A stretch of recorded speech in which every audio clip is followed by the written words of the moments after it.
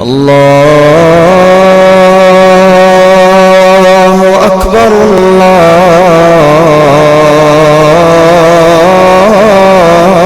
الله أكبر.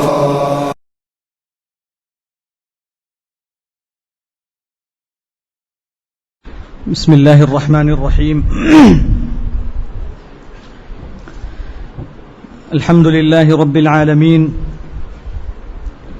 الرحمن الرحيم مالك يوم الدين. اللهم صل على محمد وعلى آل محمد كما صليت على إبراهيم وعلى آل إبراهيم إنك حميد مجيد. اللهم بارك على محمد وعلى آل محمد كما باركت على إبراهيم وعلى آل إبراهيم إنك حميد مجيد. سبحانك لا علم لنا إلا ما علمتنا إنك أنت العليم الحكيم. اللهم علمنا ما ينفعنا وانفعنا بما علمتنا وزدنا اللهم علما يا رب العالمين.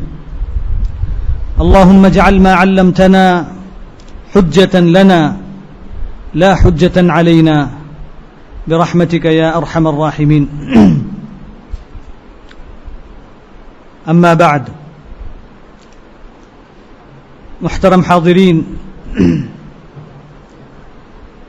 گزشتہ درس میں ہم نے سورۃ الضحیٰ سے متعلق چند باتیں آپ لوگوں کے سامنے ذکر کی. تو ہم نے اس میں ذکر کیا کہ یہ سورت مکی ہے یا مدنی ہے؟ مکی ہے. تو یہ سورت مکی سورتوں میں سے ایک سورت ہے. اور پھر اس کی آیتوں کی تعداد کتنی ہے؟ 11. اس کی آیتیں 11 آیتیں ہیں. اور پھر ہم نے کہا کہ اس سورت کی کوئی خاص فضیلت اللہ کے رسول صلی اللہ علیہ وسلم سے ثابت نہیں ہے، مگر یہ کہ جو عمومی جو احادیث ہیں قرآن کی فضیلت میں یا قرآن کی تلاوت کی فضیلت میں، وہ احادیث اس سورت کے لیے بھی ثابت ہیں. اور پھر ہم نے اس سورت کے متعلق اس سورت کے سبب النزول میں کئی ایک سبب ہم نے ذکر کیا. تو ان میں سے ہم نے کہا کہ سب سے صحیح اس کا سبب النزول کیا ہے؟ کوئی بتا سکتے ہیں؟ جی جی جی احسنت.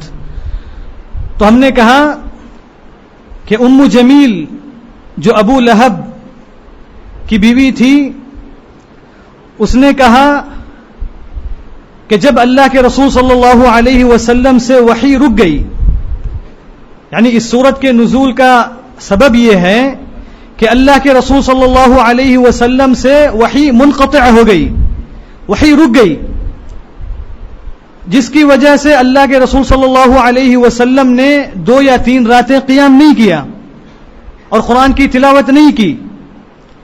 تو اس نے اللہ کے رسول صلی اللہ علیہ وسلم سے کہا کہ انی لارجو ان یکون شیطانک قد ترکک، کہ مجھے لگتا ہے کہ تمہارے شیطان نے تم کو چھوڑ دیا ہے. تو اللہ تبارک و تعالی نے اس سورت کو نازل فرمایا. اور پھر ہم نے کہا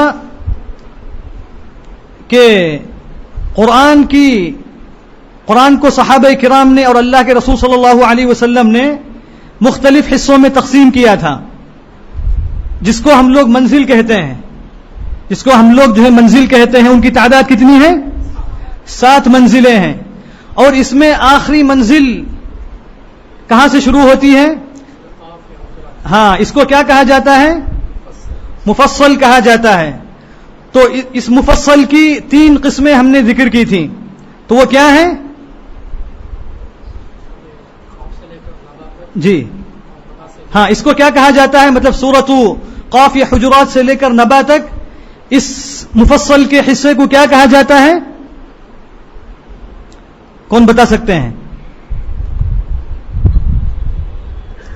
طوال المفصل، طوال، چونکہ یہ صورتیں اور اس کی آیتیں اس کے بعد آنے والی صورتیں اور آیتوں کے مقابل میں لمبی ہیں، تو اس لیے ان کو جو ہے طوال کہا جاتا ہے، طوال المفصل، یعنی مفصل کا جو ہے طوال کا حصہ، یعنی لمبی آیتوں کا اور لمبا حصہ۔ تو عموماً ہم نے کہا کہ جو مفصل ان صورتوں کو کہنے کی وجہ کیا ہے؟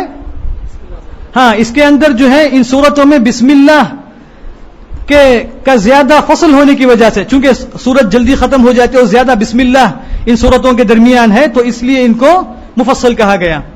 اچھا، تو اس مفصل کے دوسرے حصے کو کیا کہا جاتا ہے؟ جی، ایک ہی دن گزرا ہے بیچ میں۔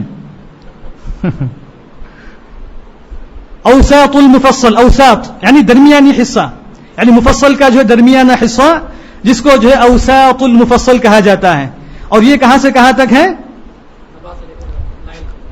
ہاں جی، سورۃ النبا سے لے کر سورۃ اللیل کے آخر تک، یعنی سورۃ الضحیٰ تک۔ اور اس کے آخری حصے کو مفصل کے کیا کہا جاتا ہے؟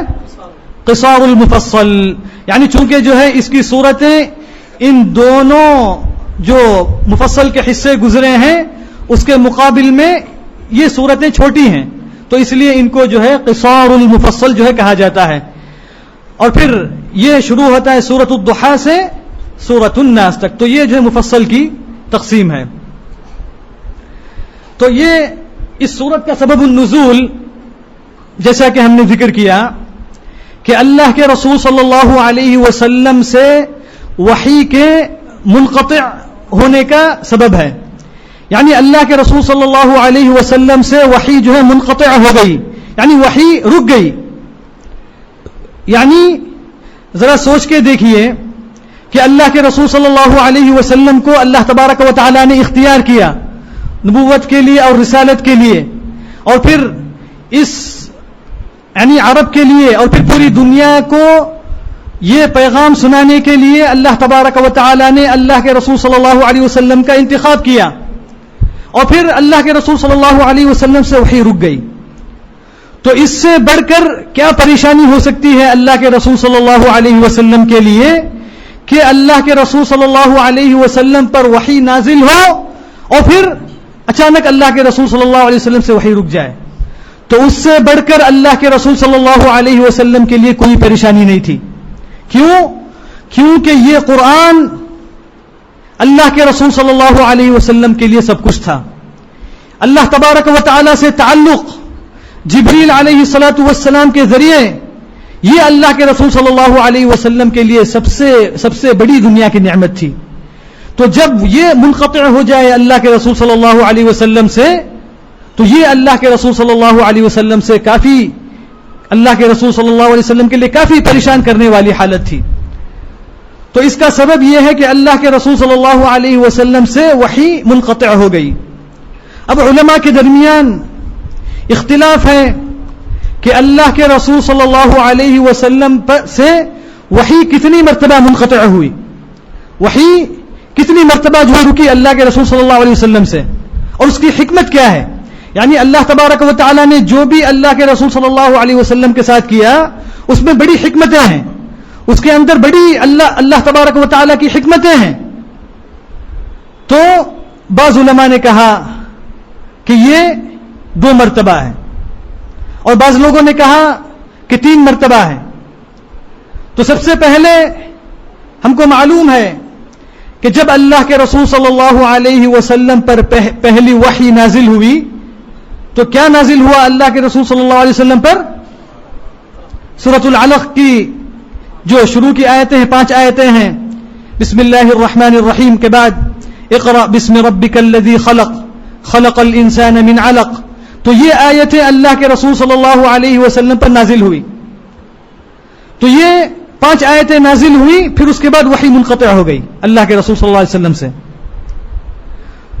جب یہ وحی نازل ہوئی تو ہم کو معلوم ہے کہ اللہ کے رسول صلی اللہ علیہ وسلم کی حالت کیا ہوئی کہ اللہ کے رسول صلی اللہ علیہ وسلم انتہائی پریشان ہوئے اور اللہ کے رسول صلی اللہ علیہ وسلم خدیجہ رضی اللہ تعالی عنہا کے پاس آئے اور کہا کہ زملونی یا دثرونی کہ مجھے جو ہے پریشانی ہو گئی ہے, مجھے لگتا ہے کہ جو ہے میری جو ہے وفات ہونے والی ہے, مجھے جو ہے موت آنے والی ہے. یعنی جب فرشتے جبریل علیہ الصلوۃ والسلام نے اللہ کے رسول صلی اللہ علیہ وسلم کو دبایا اور کہا کہ جو ہے اقرا, تو اللہ کے رسول صلی اللہ علیہ وسلم نے کہا کہ ما انا بقاری. تو اس کے بعد اللہ کے رسول صلی اللہ علیہ وسلم جو ہے انتہائی پریشان ہوئے اور وحی جو ہے منقطع ہو گئی. تو خدیجہ رضی اللہ تعالی عنہا نے اللہ کے رسول صلی اللہ علیہ وسلم کو تسلی دی اور کہا کہ جو فرشتہ آپ کے پاس آیا ہے وہ اللہ تبارک و تعالی کا فرشتہ ہے اور آپ کو اللہ تبارک و تعالی نے اختیار کیا ہے اور اللہ تبارک و تعالی کبھی بھی جو ہے آپ کو ضائع نہیں کرے گا. یعنی آپ یہ نہ سمجھیں کہ جو ہے اللہ تبارک و تعالی آپ پر جو ہے ناراض ہے یا آپ کی جو ہے وفات ہونے والی ہے یا آپ کی موت جو ہے ہونے والی ہے, ایسی بات نہیں ہے, بلکہ اللہ تبارک و تعالی نے آپ کو اختیار کیا ہے. انہوں نے کیا کہا تھا خدیجہ رضی اللہ تعالی عنہا نے, کلا لا یخزیک اللہ ابدا, کہ ہرگز نہیں اللہ تبارک و تعالی آپ کو کبھی بھی جو ہے اللہ تبارک و تعالی کبھی بھی آپ کو ضائع نہیں کرے گا, آپ کو نادم نہیں کرے گا, اللہ تبارک و تعالی آپ کو رسوا نہیں کرے گا. کیونکہ اور پھر انہوں نے اللہ کے رسول صلی اللہ علیہ وسلم سے کہ مختلف جو اونچے صفات اللہ کے رسول صلی اللہ علیہ وسلم کے تھے ان کا جو ہے انہوں نے ذکر کیا. تو یہ پہلی وحی جب منقطع ہو گئی تو اللہ کے رسول صلی اللہ علیہ وسلم جو ہے کی حالت ایسی ہوتی تھی کہ اللہ کے رسول صلی اللہ علیہ وسلم کبھی کبھی پہاڑوں پر جاتے, پہاڑ کی چوٹی پر پہنچتے اور چاہتے کہ اپنے آپ کو جو ہے اس چوٹی پر سے اپنے آپ کو گرا دیں. سبحان اللہ. یعنی یہ کیفیت تھی اللہ کے رسول صلی اللہ علیہ وسلم کی جب وحی اللہ کے رسول صلی اللہ علیہ وسلم سے منقطع ہو گئی اور اللہ کے رسول صلی اللہ علیہ وسلم جو ہے پریشان ہوئے. تو پھر اس کے بعد اللہ تبارک و تعالی نے اللہ کے رسول صلی اللہ علیہ وسلم پر کون سی سورت کو نازل کیا؟ سورۃ المدثر کو نازل کیا. کہا یا ایھا المدثر قم فانذر وربك فكبر وثيابك فطهر والرجز فاهجر ولا تمنن تستكثر ولربك فاصبر. تو یہاں تک اللہ تبارک و تعالی نے اللہ کے رسول صلی اللہ علیہ وسلم پر جو ہے نازل فرمایا. یہ پہلی وحی کا انقطاع تھا. پھر اس کے بعد اللہ کے رسول صلی اللہ علیہ وسلم پر جو ہے وحی نازل ہوئی اور پھر اس کے بعد اچانک منقطع ہو گئی. یعنی یہ دوسری مرتبہ ہے.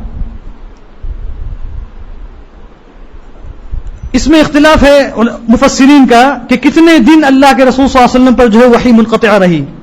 بعض لوگوں نے کہا کہ اس مرتبہ 12 دن, یا بعض لوگوں نے کہا کہ 15 دن, یا بعض لوگوں نے کہا 40 دن. تو پھر اس کے بعد اللہ کے رسول صلی اللہ علیہ وسلم نے جب مشرکین نے اور ام جمیل نے جب اللہ کے رسول صلی اللہ علیہ وسلم سے یہ کہا کہ مجھے لگتا ہے کہ آپ کے شیطان نے آپ کو ترک کر دیا ہے, اور اللہ کے رسول صلی اللہ علیہ وسلم کو مشرکین نے عار دلائی اور اللہ کے رسول صلی اللہ علیہ وسلم کو انتہائی تکلیف ہوئی اس وحی کے منقطع ہونے کی وجہ سے, کیونکہ اللہ کے رسول صلی اللہ علیہ وسلم کا پورا سکون, اللہ کے رسول صلی اللہ علیہ وسلم کی پوری راحت اور اللہ کے رسول صلی اللہ علیہ وسلم کا جو پورا آرام اللہ تبارک و تعالی کی وحی اور اللہ تبارک و تعالی کے اس کلام پر تھا. تو اللہ تبارک و تعالی نے اس کے بعد اس سورت کو نازل فرمایا. کہا والضحى والليل اذا سجى ما ودعك ربك وما قلى. تو یہ دوسری مرتبہ ہے جب وحی منقطع ہوئی. اور تیسری مرتبہ ایک حالت اللہ کے رسول صلی اللہ علیہ وسلم پر پیش آئی. کوئی ذکر کر سکتے ہیں؟ ہاں احسن. تو اس کے بعد کون سی آیتیں یا کون سی سورت اللہ تبارک و تعالی نازل فرمائی؟ جی کون جواب دے سکتے ہیں؟ جی یعنی مشہور سورت ہے جی سورۃ الکہف. دوسری مرتبہ جب وحی منقطع ہوئی اللہ کے رسول صلی اللہ علیہ وسلم پر یعنی اور جس کا سبب یہ تھا کہ مشرکین نے اللہ کے رسول صلی اللہ علیہ وسلم کو یہود نے مشرکین نے جب یہود سے پوچھا کہ ہم کو اس نبی کے تعلق سے معلوم نہیں ہے کہ یہ نبی سچا ہے یا جھوٹا ہے، اور یہ نبی جو کہہ رہا ہے ہم کو نہیں معلوم ہے کہ یہ اللہ تبارک و تعالیٰ کی طرف سے یہ چیزیں آ رہی ہیں یا کس کی طرف سے آ رہی ہیں، تو یہود نے کہا کہ تم ان سے 3 چیزوں کے بارے میں پوچھو، اگر ان کے بارے میں یہ جواب دے تو یہ نبی ہے، اور اگر ان کے بارے میں جواب نہ دے تو یہ نبی نہیں ہے، کیونکہ ان کے متعلق صرف ایک نبی ہی بتا سکتا ہے، اور اس کے علاوہ کوئی جو ہے اس کا جواب نہیں دے سکتا، کسی کے پاس جو ہے اس کی خبر نہیں ہے۔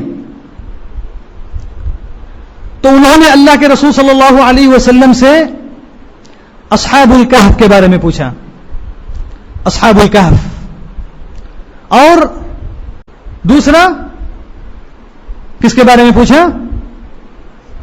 ہاں، جو اسی صورت کے اندر موجود ہیں، یہ تینوں سوالات اسی صورت میں موجود ہیں۔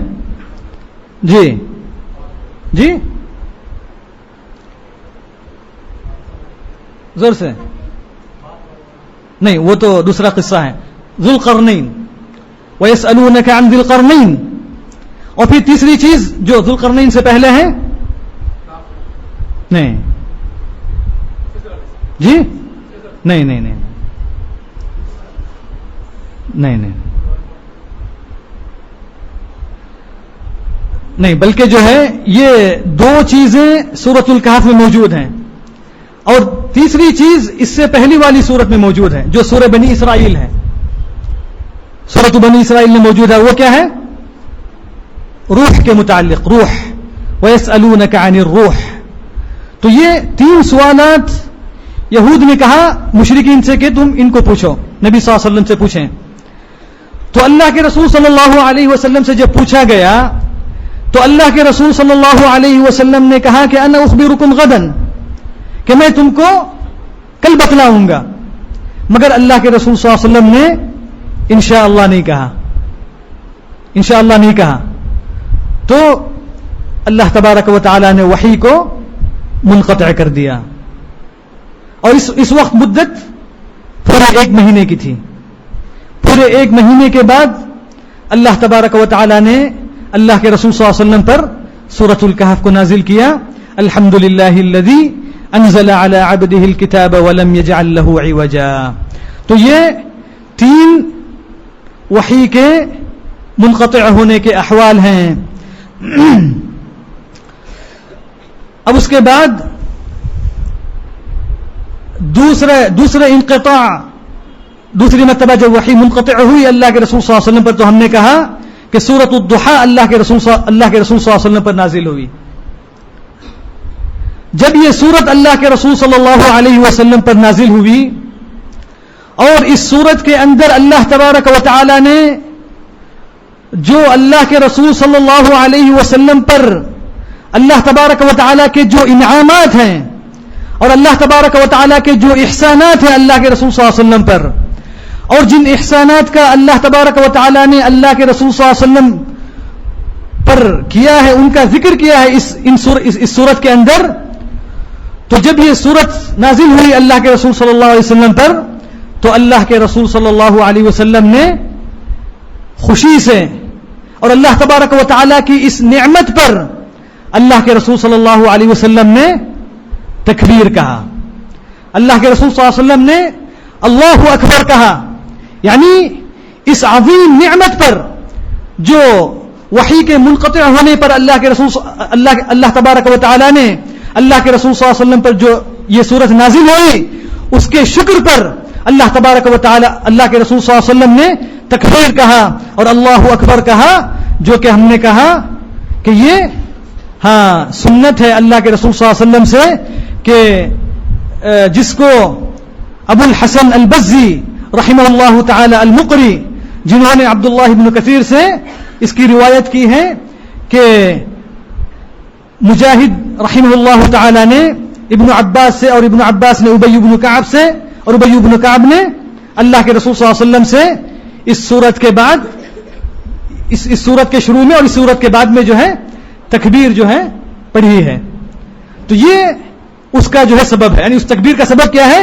یہ ہے کہ اللہ کے رسول صلی اللہ علیہ وسلم نے خوشی پر اور مسرت کی وجہ سے اللہ کے رسول صلی اللہ علیہ وسلم نے تکبیر جو ہے اللہ تبارک و تعالی کی بیان کی تھی.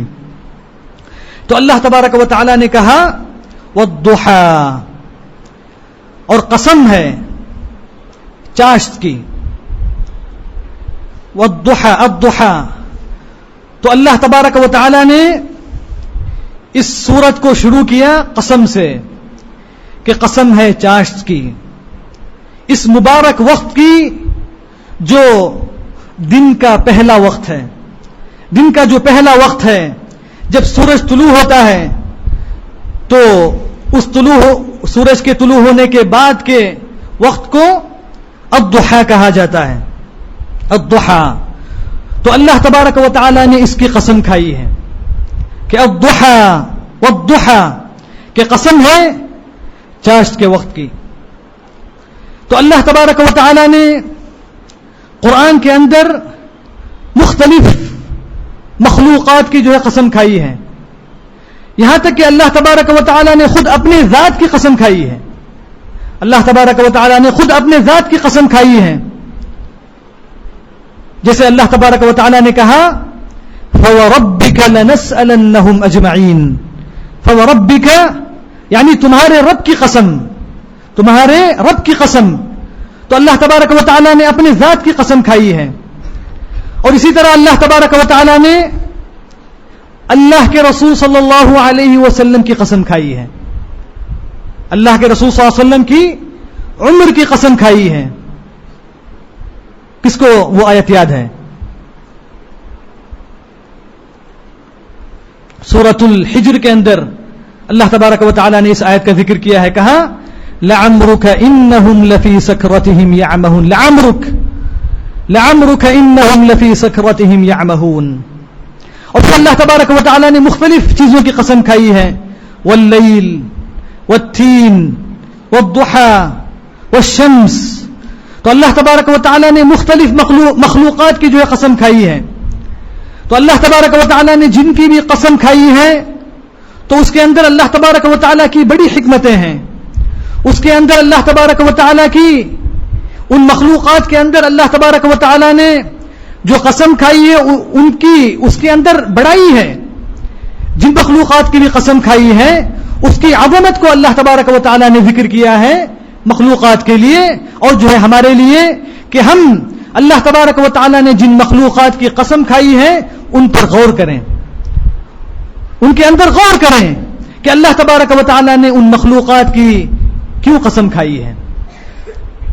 تو اللہ تبارک و تعالی نے یہاں کہا والضحى, کہ قسم ہے چاشت کے وقت کی. کیونکہ یہ وقت مبارک وقت ہے اور یہ وقت وہ وقت ہے جس کے اندر اللہ تبارک و تعالی نے برکتوں کو نازل کیا ہے. جیسا کہ حدیث کے اندر اللہ کے رسول صلی اللہ علیہ وسلم نے فرمایا بورک لامتی فی بکورها. اللہ کے رسول صلی اللہ علیہ وسلم نے فرمایا بورک لامتی فی بکورها, کہ میری امت کے لیے اس کے صبح کے وقت میں برکت دی گئی ہے. تو یہ صبح کا جو وقت ہے اللہ تبارک و تعالی نے اس کے اندر برکت نازل فرمائی ہے. اور پھر ہم کو معلوم ہے کہ حدیث کے اندر اللہ کے رسول صلی اللہ علیہ وسلم نے فرمایا کہ جو شخص فجر کی نماز پڑھے اور پھر فجر کی نماز کے بعد اپنی جگہ بیٹھا رہے اور پھر اللہ تبارک و تعالی کا ذکر کرتا رہے یہاں تک کہ سورج طلوع ہو, اور سورج طلوع ہونے کے بعد 2 رکعات پڑھیں تو اللہ تبارک و تعالی نے اس کے لیے کیا اجر رکھا ہے؟ ہاں, اس کے لیے عمرہ اور حج کا اجر رکھا ہے. سبحان اللہ. تو یہ اس کا اجر ہے. تو اسی لیے اللہ تبارک و تعالی نے اس مبارک وقت کی جو ہے قسم کھائی ہے والضحى. اور پھر بعض مفسرین نے کہا کہ اس سے مراد مکمل دن ہے. اس سے مراد مکمل دن ہے کیونکہ اللہ تبارک و تعالی نے اس کے مقابل میں کیا کہا واللیل اذا سجا. اور ضحیٰ سے مراد یہ دن کے وقتوں میں سے ایک وقت کو جو ہے ضحیٰ کہا جاتا ہے. دن کا جو مطلب دن کے جو مختلف اجزاء ہیں، دن کے جو مختلف اوقات ہیں، ان میں سے ابتدائی حصے کو الضحیٰ کہا جاتا ہے. تو اس کے مقابل میں چونکہ اللہ تبارک و تعالی نے واللیل کہا اور اللیل پوری رات کو کہا جاتا ہے، تو اس لیے بعض علماء نے کہا کہ اس سے مراد پورا دن ہے، پورا دن ہے. اور پھر یہاں اللہ تبارک و تعالی نے اگر ہم دن مراد لیں تو اللہ تبارک و تعالی نے پورے دن کی قسم کھائی ہے، یعنی روشنی کی، جو نور، صبح کا جو نور اللہ تبارک و تعالی نازل فرماتے ہیں، دن کا جو نور ہوتا ہے اللہ تبارک و تعالی نے اس کی قسم کھائی ہے. تو یہ نور جس کے اندر لوگ رات کی تنہائی کے بعد، رات کے سکون کے بعد، رات کے اندھیرے کے بعد، رات میں آرام کرنے کے بعد، اور رات میں جو لوگوں کو وحشت ہوتی ہے، لوگوں کو مختلف پریشانیوں کا سامنا کرنا پڑتا ہے، اور رات کے اندر جو مختلف مصیبتیں اور مختلف پریشانیاں جو نازل ہوتی ہیں، تو اس کے بعد جب اللہ تبارک و تعالی جب یہ روشنی آتی ہے اور یہ دن آتا ہے تو لوگ اپنے گھروں سے نکلتے ہیں اور اپنے کاموں کی طرف جو جاتے ہیں، اور لوگ اپنی کمائی میں مشغول ہوتے ہیں، اور پرندے اپنے پنجروں سے نکلتے ہیں اور اپنی کمائی کے لیے جو لوگ نکلتے ہیں، اور اپنی غذا کے لیے، اپنی کمائی کے لیے جو لوگ مشغول ہوتے ہیں. اگر ایسا ہو کہ اللہ تبارک و تعالی رات ہی جو ہے قائم رکھے تو لوگوں کے لیے وحشت ہو جائے گی اور لوگ جو وحشت میں مبتلا ہو جائیں گے. جیسا کہ اللہ تبارک و تعالی نے فرمایا قل ارأيتم ان جعل الله عليكم الليل سرمدا الى يوم القيامة من اله غير الله يأتيكم بضياء افلا تسمعون. اللہ تبارک و تعالی نے کہا ارأيتم ان جعل الله عليكم الليل سرمدا، کہ اگر اللہ تبارک و تعالی تم کو مکمل رات ہی رات بنا دے، تمہارے لیے مکمل رات ہی رات کر دے، یعنی دن ہی نہ ہو، روشنی ہی نہ آئے تم پر. من الہ غیر اللہ، کیا کوئی معبود ہے یا کوئی ہے جو تمہارے لیے روشنی لے کر آئے؟ یعنی کوئی نہیں کر سکتا ہے. یعنی اللہ تبارک و تعالی اگر چاہے کہ جو رات ہی رات ہو جائے اور دن ہی نہ نکلے تو کوئی ہے جو دن کو لے کے آ سکتا ہے؟ کوئی نہیں لا سکتا ہے. تو یہ اللہ تبارک و تعالی کی بڑی نعمتوں میں سے ایک نعمت ہے کہ اللہ تبارک و تعالی رات کے بعد دن کو اور دن کے بعد رات کو لے کے آتا ہے. تو یہ اللہ تبارک و تعالی کی بڑی نعمتوں میں سے ایک نعمت ہے. اور پھر بعض مفسرین نے کہا کہ اس سے مراد سورج کی جو روشنی ہے، جس سورج کی جو گرمی ہے، جب انسان اس کے اندر نکلتا ہے تو اس کو گرمی محسوس ہوتی ہے اور اس کا بدن جلنے لگتا ہے. تو اللہ تبارک و تعالی نے اس کی جو ہے قسم کھائی ہے. کیوں؟ کیونکہ اللہ تبارک و تعالی نے جنت کے تعلق سے کیا کہا کہ وَأَنَّكَ لَا تَظْمَأُ فِيهَا وَلَا تَضْحَى وَلَا تَضْحَى، یعنی ضحیٰ سے یہ جو نکلا ہے، وَلَا تَضْحَى ضحیہ یضحى، یعنی جنت کے اندر اللہ تبارک و تعالی نے کہا لا تظمأ فیہا، کہ نہ ہی تم کو اس میں پیاس لگے گی، نہ ہی جو سورج کی گرمی لگے گی. تو اللہ تبارک و تعالی نے یہاں پہ جو ہے ضحیٰ کا لفظ استعمال کیا، ولا تضحى، یہ جو ہے ضحیہ سے ہے. تو اس لیے بعض مفسرین نے کہا کہ اس سے مراد سورج کی جو ہے گرمی ہے. تو جنت کے اندر جو ہے نہ سورج کی گرمی ہوگی، نہ ہی جو ہے ہم کو پیاس لگے گی، جیسا کہ اللہ تبارک و تعالی نے سورۃ الانسان کے اندر کہا. کیا کہا؟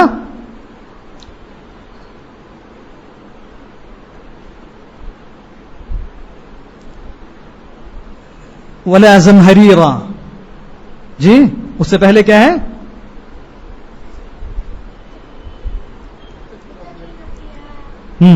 لا يرون فيها شمسا ولا زمہریرا. تو نہ ہی وہاں پہ جو سورج ہوگا، نہ ہی سورج کی گرمی ہوگی، نہ ہی انتہائی ٹھنڈک اور جو ہے سردی ہوگی. تو یہ دونوں سے جو ہے جنت خالی ہے. یعنی اس میں اللہ تبارک و تعالیٰ کی ایسی نعمتیں ہیں جو انسان کو خوش کرنے والی ہیں، جو انسان کو جو ہے مطمئن کرنے والی ہیں، انسان کو پریشان کرنے والی نہیں ہیں. تو اس بعض مفسرین نے جو ہے یہ کہا. اور اللہ تبارک و تعالیٰ نے یہاں پر جو قسم کھائی ہے اور پھر جو ضحیٰ کا جو ذکر کیا ہے اللہ تبارک و تعالی نے، بعض لوگوں نے کہا کہ یہ وہ وقت ہے جس کے اندر اللہ تبارک و تعالی نے موسیٰ علیہ الصلاۃ والسلام سے بات کیا تھا. یہ وہ وقت ہے جس کے اندر اللہ تبارک و تعالی نے موسیٰ علیہ الصلاۃ والسلام سے بات کیا تھا، اور پھر وہ وقت ہے جس کے اندر جو جادوگر موسیٰ علیہ الصلاۃ والسلام کے مقابلے کے لیے آئے تھے اور یہ ثابت کرنے کے لیے آئے تھے کہ موسیٰ علیہ الصلاۃ والسلام کا جو معجزہ ہے وہ معجزہ نہیں ہے بلکہ جادو ہے. تو اللہ تبارک و تعالی نے ان کو کیا کیا؟ اللہ تبارک و تعالی نے ان کے دلوں کو پھیر دیا. اللہ تبارک و تعالی نے ان کے جادوؤں کو بیکار کر دیا. اللہ تبارک و تعالی نے ان کے جادو کو باطل کر دیا. اور پھر جادوگروں کی حالت کیا ہوئی؟ وَأُلْقِيَ السَّحَرَةُ سُجَّدًا قَالُوا آمَنَّا بِرَبِّ هَارُونَ وَمُوسَىٰ. تو کیا ہوا؟ وَأُلْقِيَ السَّحَرَةُ سُجَّدًا کہ جادوگر بے اختیار جو سجدے میں گر گئے جب ان کو معلوم ہوا کہ یہ جادو نہیں ہے. اور چونکہ جو ہے وہ جادوگروں کے جادوگر تھے، وہ جادوگروں کے استاد تھے، تو جب ان کو معلوم ہوا کہ یہ جادو نہیں ہے تو بے اختیار وہ لوگ جو سجدے میں گر گئے. اور اللہ تبارک و تعالی نے وہ اس وقت میں جو موسیٰ علیہ الصلوۃ والسلام سے بات کیا تھا اس سے پہلے کہ کہا کہ وَأَلْقِ عَصَاكَ کہ کہا کہ جو تم اپنے جو ہے عصا کو ڈالو، تلقف ما صنعوا کہ جو بھی لے کے آئے ہیں اس کو یہ عصا جو ہے نگل لے گا، پکڑ لے گا. تو اللہ تبارک و تعالیٰ کے سے موسیٰ علیہ الصلوۃ والسلام نے جو مناجات کیا تھا، جو بات کی تھی، یہ وہ وقت ہے. تو اسی لیے اللہ تبارک و تعالیٰ نے اس کو جو ہے خاص طور پر جو ہے ذکر کیا ہے. تو اللہ تبارک و تعالیٰ نے سورہ طٰہٰ کے اندر کہا کہ قال موعدکم یوم الزینہ کہ جب یہ طے ہوا موسیٰ اور جادوگروں کے درمیان کے جو ہے کوئی ایسا وقت متعین کیا جائے جس میں سارے لوگ جمع ہوں اور یہ فیصلہ ہو کہ جو ہے موسیٰ حق پر ہیں یا جو ہے جادوگر جو ہے حق پر ہیں. تو تو انہوں نے جو ہے کس وقت کو مقرر کیا؟ قال موعدکم یوم الزینہ. تو یہ ان کی عید کا وقت تھا. کہا کہ جو تمہارا موعد کیا ہے؟ زینت کا دن ہے. اور کیا کہا؟ وَأَن يُحْشَرَ النَّاسُ ضُحًى. تو یہ ضحیٰ کا لفظ یہاں پہ جو استعمال ہوا ہے وَأَن يُحْشَرَ النَّاسُ ضُحًى. انہوں نے کیا کہا کہ لوگوں کو ضحیٰ کے وقت میں جو ہے جمع کیا جائے، ضحیٰ. تو اسی لیے بعض مفسرین نے کہا کہ اس وقت کو جو ہے خاص طور پر جو ہے اللہ تبارک و تعالی نے یہاں پہ ذکر کیا ہے. اور پھر دوسری چیز یہ ہے کہ بعض مفسرین نے کہا کہ اللہ تبارک و تعالی نے یہاں پر جو قسم کھائی ہے تو یہ ضحیٰ لوگوں کے نکلنے کا اور جو نور کے نکلنے کا وقت ہے، اور رات کیا ہے؟ نور کے چھپنے کا اور جو ہے تاریکی کے آنے کا وقت ہے. تو اسی لیے اللہ تبارک و تعالی نے قسم کھا کر کہا کہ وَالضُّحَىٰ وَاللَّيْلِ إِذَا سَجَىٰ کہ جو ہے ضحیٰ کی قسم اور رات کی قسم جب ڈھک جائے، جب جو ہے چھا جائے، اور پھر جس میں لوگ سکون حاصل کریں. تو اللہ تبارک و تعالی نے اس کی قسم کھا کر کہا کہ اللہ تبارک و تعالی اے محمد صلی اللہ علیہ وسلم، نہ ہی اللہ تبارک و تعالی آپ سے جو ہے رات میں جو ہے اللہ تعالی نے آپ کو جو ہے چھوڑا ہے، نہ ہی دن کے وقت میں آپ کو چھوڑا ہے. ما ودعک ربک وما قلی والضحیٰ واللیل اذا سجیٰ ما ودعک ربک وما قلی. نہ ہی اللہ تبارک و تعالی نے ضحیٰ میں جو ہے آپ کو بھولا ہے، نہ ہی جو ہے رات میں اللہ تبارک و تعالی نے آپ کو بھولا ہے. نہ ہی اللہ تبارک و تعالی آپ سے جو ہے رات میں جو ہے ناراض ہے، نہ ہی اللہ تبارک و تعالی آپ سے جو ہے دن میں جو ہے ناراض ہے. یعنی اللہ تبارک و تعالی آپ سے ہمیشہ جو ہے خوش ہے، اور اللہ تبارک و تعالی آپ سے ہمیشہ راضی ہے. اللہ تبارک و تعالی سے دعا ہے کہ اللہ تبارک و تعالی ہمیں اللہ تبارک و تعالی کی قرآن کو سمجھنے کی اللہ تبارک و تعالی توفیق عطا فرمائے. اور اللہ تبارک و تعالی نے اپنے قرآن کے اندر، اپنی اس کتاب کے اندر جو اسرار رکھے ہیں، جو اللہ تبارک و تعالیٰ نے جو معانی رکھے ہیں جس میں ہمارے دلوں کے لیے ہدایت ہے اور ہمارے دلوں کے لیے غذا ہے، اللہ تبارک و تعالیٰ ہمیں جو ہے ان کو سمجھنے کی توفیق عطا فرمائے، اور اللہ تبارک و تعالیٰ ہماری ان مجلسوں کو مبارک فرمائے، اللہ تبارک و تعالیٰ ہمیں اس کا جو ہے اجر عطا فرمائے، آپ کے سننے اور ہمارے کہنے کو اللہ تبارک و تعالیٰ قبول فرمائے، آمین وآخر دعوانا ان الحمد للہ رب العالمین وصلی اللہ وسلم علی نبینا محمد وعلی آلہ واصحابہ اجمعین والحمد للہ رب العالمین.